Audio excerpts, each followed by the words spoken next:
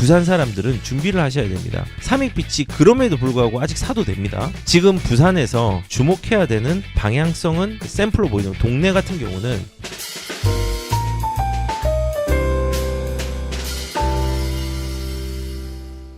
제 친구 중에서 친구한테 저번에 종종 방송으로 써도 되냐 얘기를 했는데 여기에 부산 분들이 되게 많이 계시잖아요. 부산 같은 경우는 앞으로 어떻게 흘러갈까 맞추기 어렵습니다. 저 못 맞춥니다.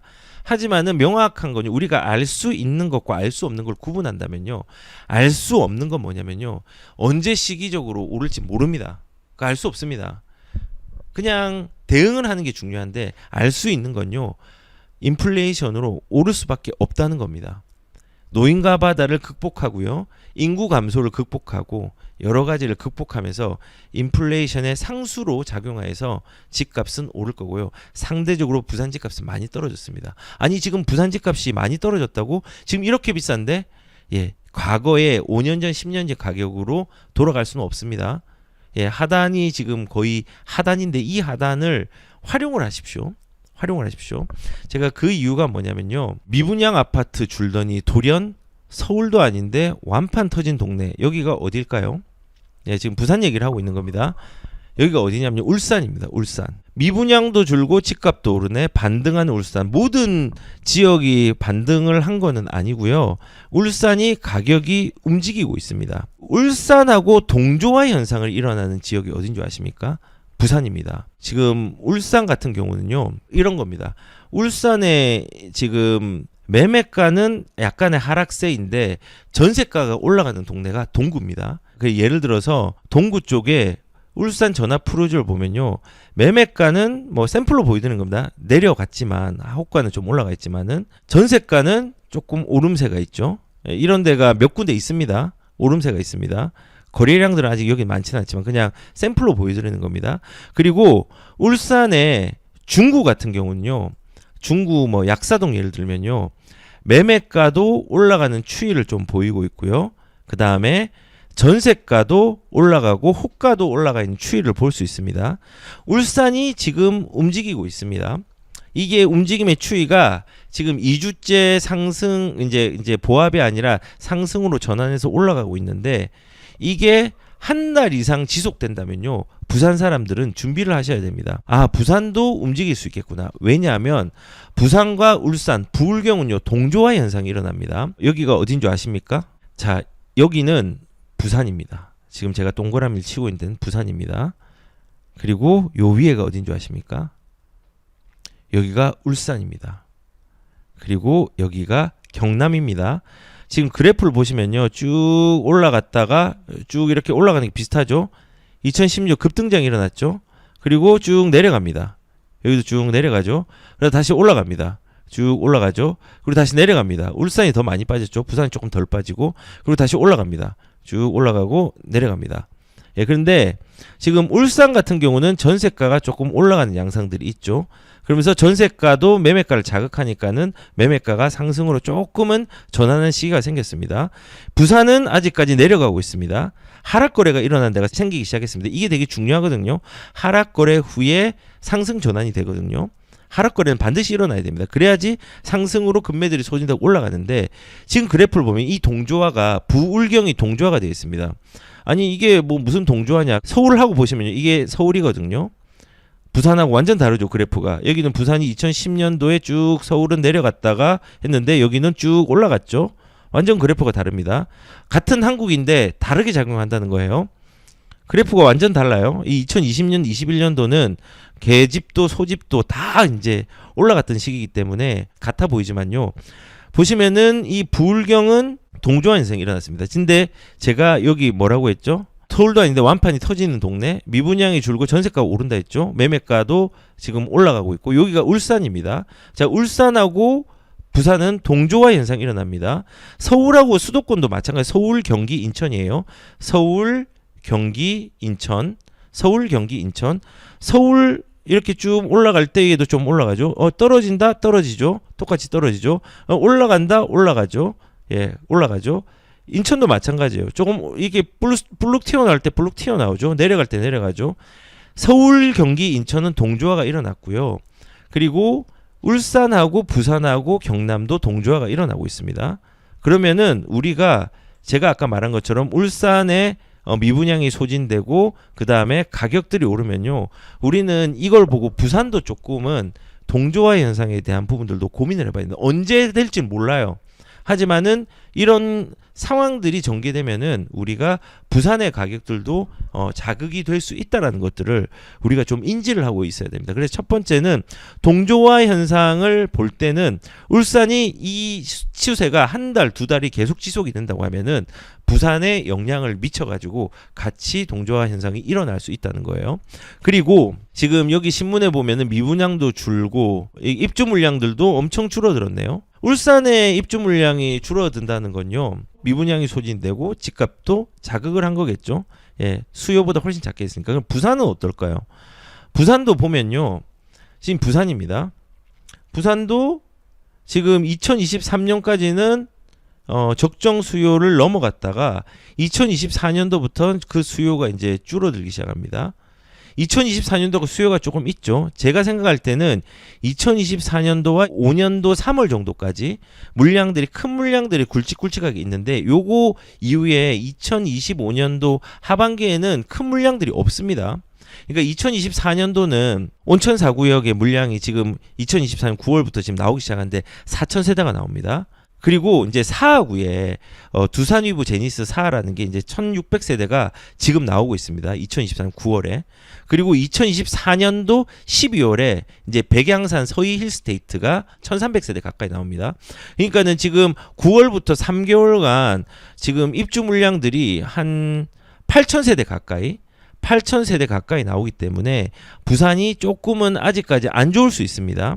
안 좋을 수 있는데 2025년도에 양정 더샵 SK뷰 이제 양정에 있는 거죠. 이제 진구에서 저기 그 촉진지구에서 조금 올라가면 양정이 있습니다. 거기에 신축들이 많이 밀집돼. 거기 2,100세대가 나오는데, 거기 세대가 나오면은 2025년 3월, 4월, 5월이 지나가면 그때 이후부터는요, 큰 물량들이 없습니다. 2026년으로 넘어가야 됩니다.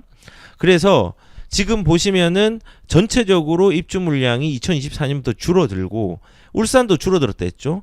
그리고 2025년도 같은 경우는 입주 물량들이 6월 이후에는 조금은 많이 줄어들기 때문에 7월, 8월 되면은 아마도 이제 집값에 자극을 주는 물량의 저금들이 조금 나타나는 시기가 저는 있을 걸로 생각이 듭니다. 그래서 지금 제가 동조화 현상을 얘기하면서 이 입주 물량도 지금 많이 없어지는 상황이라면은 지금 부산 같은 경우도 지금 입주 물량들이 많이 줄어들고, 그 줄어드는 어떤 타이밍적인 시점들은 2025년 3, 4, 5월 달 그때까지가 이제 입주 물량이 많이 나오는 시기가 끝나는 시기입니다. 그리고 그러면은 2025년 2분기, 3분기부터는 조금은 이제 공급 물량으로 부족으로 가격이 좀 자극되는 시기가 좀 나올 수 있다는 생각이 듭니다. 이것도 물량으로 본 거지 확실하지는 않습니다. 그래서 제가 말하는 게 동조화 현상과 물량들이 공통점이 있죠. 동조화 현상이 일어나면서 물량들이 소진되니까, 그리고 가격은 낮으니까, 여기에 대해서 우리가 조금 부산은 지금 사도 문제가 없다라는 부분으로 조금 생각이 듭니다. 지금 사면 더 떨어질 수 있는 시기도 있지만은 이게 2년 이상 떨어질까요? 저는 이제 그 이상은 안 떨어질 것 같거든요. 그래서 실거주를 하신다면 사십시오. 그리고 갭 투자를 한다면요, 아직까지 거래량들이 움직이지 않은 데를 사십시오. 그래서 부산을 지금은 어떤 수익률을 높이는 구조로서는 지금 가격이나 시기적으로는 아직까지도 괜찮은 유효한 시기라는 부분들. 다만 제가 늘 얘기를 드리는 것 중에 하나가 이제 이런 겁니다. 투자를 할 때는요, 수요층이 넓은 데를 가야 돼요. 높은 데를, 많은 데를. 그런 데를 가려고 하면은 우선은 우리가 투자를 한다고 하면요, 서울, 경기 이쪽 지역들, 여기를 먼저 보십시오. 그리고 여기가 이제 힘들다면은 이제 내가 실거주로 부산들을 보는 게 좋습니다. 그리고 부산에서 생존하는 방법은 뭐냐면요, 부산은 임차를 하고 서울, 경기, 인천을 투자처로 삼는 게 부산에서 생존하는 방법입니다. 예전에 노무현 정부 시절에 우리가 이제 공공기관들이 지방으로 이전을 했죠. 지방의 일자리들을 활성화시키고 전국에 있는 어떤 그 균형 발전을 위해서 그 이제 꼭 이제 민주당의 기조랑 비슷하죠. 균형적으로 배분을 해야 된다 이거죠. 그 차원이 이제 국토에 일어났습니다. 그래서 균형 발전을 위해서 뭐 저기 원주로도 혁신도시 만들어 가지고 공공기관 이전시키고 나주로도 가고 막 많이 갔잖아요. 그래서 그때 제 상담했던 사례입니다. 어떤 분이 원주로 갔어요. 근데 서울 집을 팔고 원주의 집을 샀습니다. 남은 돈은 저금을 해놓고. 그리고 상담을 왔을 때 크게 후회를 했습니다. 왜냐하면 서울집은 팔면 안 되잖아요.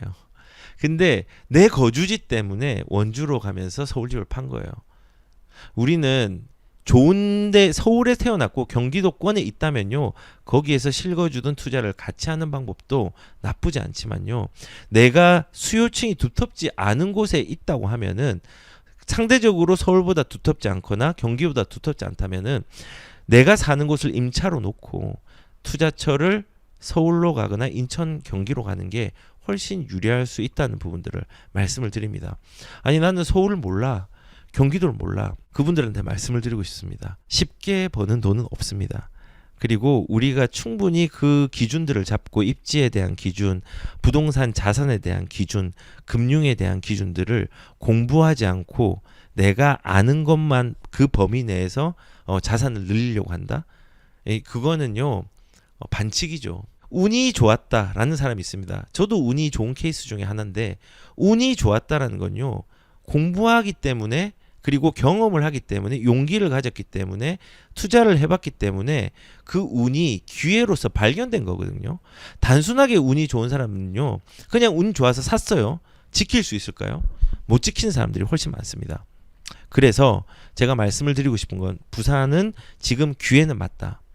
그리고 이 울산과의 동조화 현상을 봐도 기회는 될 수 있다. 그리고 물량이 소진되는 거, 공급 물량에 대한 소진을 봐서도 부산은 내년부터는 더 좋아질 수 있는, 가격적인 좋아질 수 있는 메리트는 있다. 맞진 않지. 예측하기는 어렵습니다. 그렇게 안 되면은 그냥 2년을 가져간다는 생각으로 가면 됩니다. 왜냐하면 부산도 통화량이 움직이는 시장입니다. 통화량이 팽창하면은 부산에도 자극을 하지, 이게 어디든 자극을 안 하는 건 아닙니다. 다만 통화량과 인플레이션 불공평하게 작용을 하기 때문에 내가 집이 부산에서 반드시 실거주를 해야 된다면은 부산을 사지만은 우선의 투자처는 더 불공평하지만은 더 자극이 많이 되는 인플레이션이 자극이 많이 되는 수도권 쪽을 우선순위로 보고 내가 사는 거주지를 임차로 사는 게 유리하다라는 것까지 제가 좀 말씀을 드리도록 하겠습니다. 자, 그러면은 지금 부산에서 주목해야 되는 방향성은 좀 어떤 게 있을까요? 우선은 첫 번째, 준신축 혹은 신축 플러스 낙폭이 큰 아파트 플러스 입주 물량이 많이 오는 시기, 요거 세 개를 우선 첫 번째는 활용의 방향성 첫 번째로 삼으셔야 됩니다. 다시 한번 말씀드릴게요. 신축이나 혹은 준신축, 그 다음에 플러스 낙폭이 큰 아파트, 그리고 입주 물량의 시기. 지금이 입주 물량이 많은 시기입니다. 활용하기 좋겠죠. 그러면 조금 올라갈 때 사야지, 올라가면 못 삽니다. 또 무섭거든요.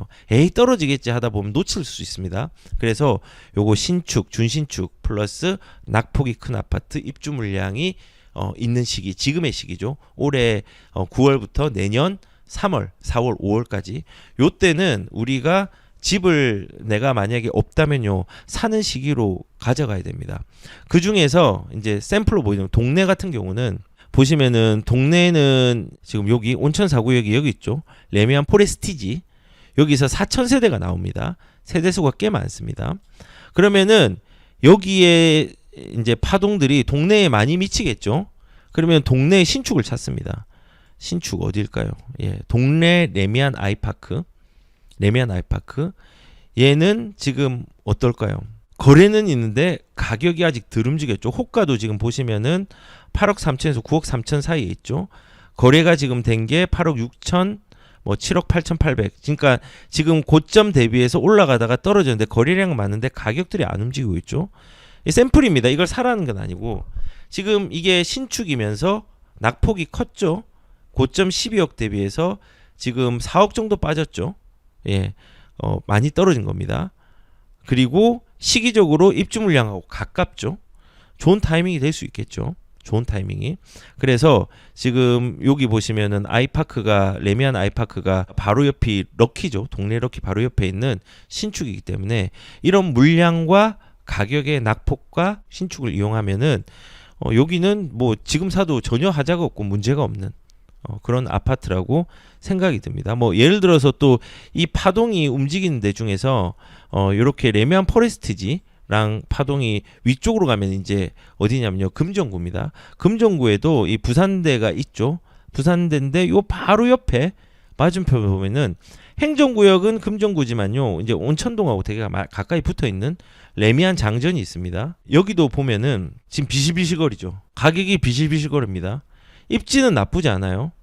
보시면은 입지는 역세권입니다. 어떻게 보면은 부산대역하고 바로 옆에 붙어 있고 여기 옷가게 많은 데죠. 옷가게 많고 한데 여기 조금 내려오다 보면은 장전 레미안이 있습니다. 여기도 아까 말씀을 드린 것처럼 비실비실됩니다. 거래는 많은데. 자, 이것도 준신축이죠. 어떻게 2017년도에 지어졌으니까 준신축이죠. 낙폭이 12억에서 지금 8억, 7억까지 낙폭 컸죠.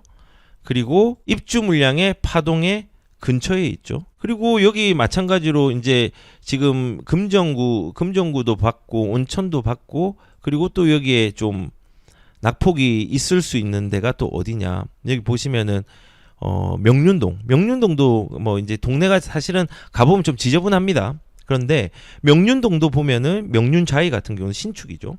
여기도 보면은 가격을 한번 볼게요. 거래량이 얘는 많이는 없는데 뭐 대표적인 구평들을 보면은 거래가 일어나고 있어요. 구평들 A 타입, B 타입.